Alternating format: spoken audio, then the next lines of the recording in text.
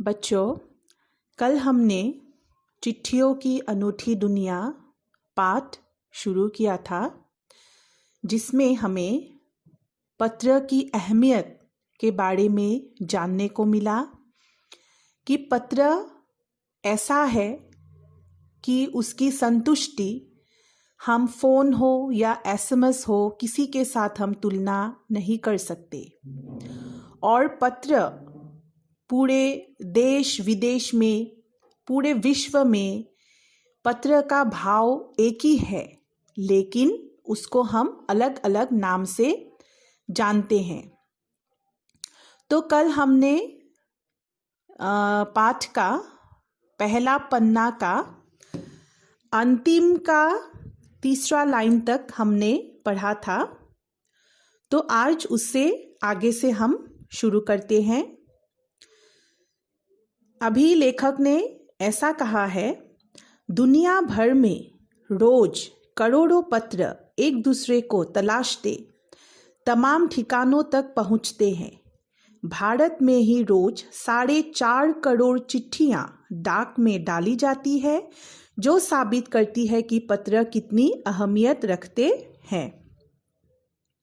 तो लेखक का कहना है कि जो हमारा डाक व्यवस्था है, उसमें पूरे भारत में ही रोज 4.5 करोड़ चिट्ठियां डाली जाती है और अलग अलग ठिकानों तक चिट्ठियों को पहुंचाई जाती है और चिट्ठियों को डाली जाती है। तो सोचो पत्र कितना अहमियत हो सकता है।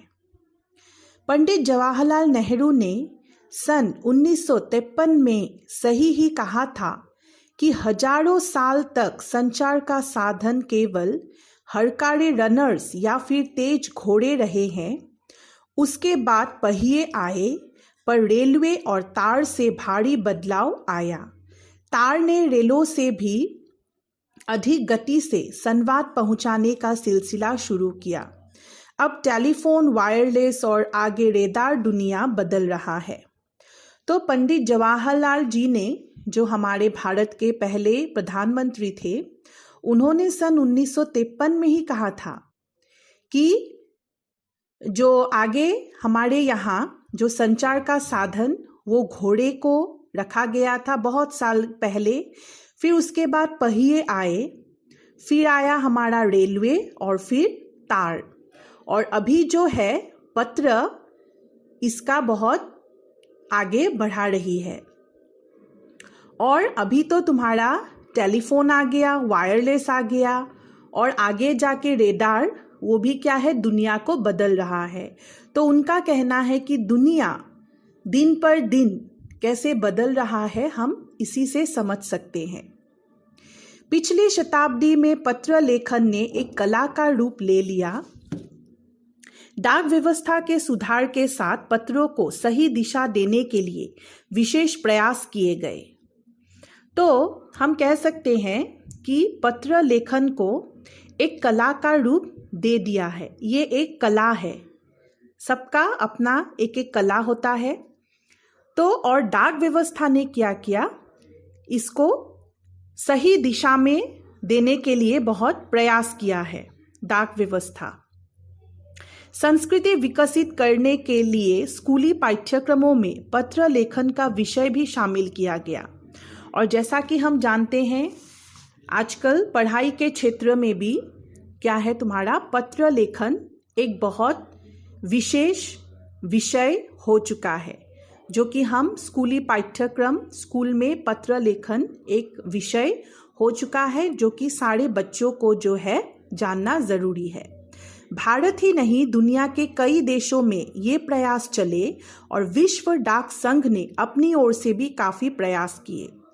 तो सिर्फ भारत ही नहीं, पूरा दुनिया में इस कला को एक विशेष स्थान पर लेके गए हैं, और जिसमें हमारा विश्व डाक संघ का बहुत ही बड़ा प्रयास है।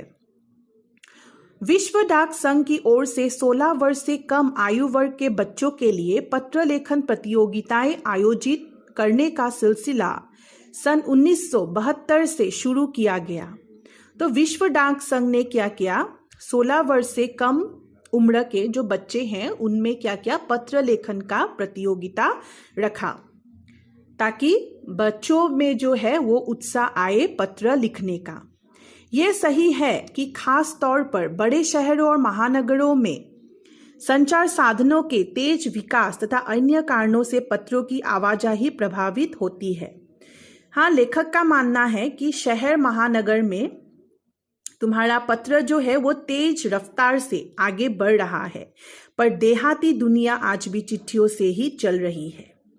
ठीक है, तो हम कहते हैं कि जो शहर महानगर है उसमें पत्र के साथ साथ अन्य आधुनिक साधन भी हमें दिखने लगा है। जैसे हम कह सकते हैं फोन, लेकिन जो हमारे जो भीतर अंचल के जो शहर गांव हैं उसमें अभी भी पत्र की कला चल रहा है। लोग चिट्ठियों के माध्यम से ही बातें करते हैं। फैक्स, ईमेल, टेलीफोन तथा मोबाइल ने चिट्ठियों की तेजी को रोका है, पर व्यापारिक डाक की संख्या लगातार बढ़ रही है। हाँ, हम कह सकते हैं कि जो कि हमारे अभी सबके हाथ में मोबाइल फ़ोन आ गया है, तो इससे हम कह सकते हैं कि हमारा चिट्ठी लिखने का जो प्रयास है वो बहुत कम हो गया है। लोग आजकल चिट्ठी लिखते नहीं हैं, लेकिन जो हमारा व्यापार के संबंध में जो काम होता है उसमें अभी भी तुम्हारा जो डाक व्यवस्था है, डाक चिट्ठी लिखने का, वो अभी भी तुम्हारा प्रयास जारी है, वो अभी भी हो रहा है। तो आज हम लोग यहाँ तक ही पढ़ेंगे, उसके आगे मैं अगले कक्षा में समझाऊंगी।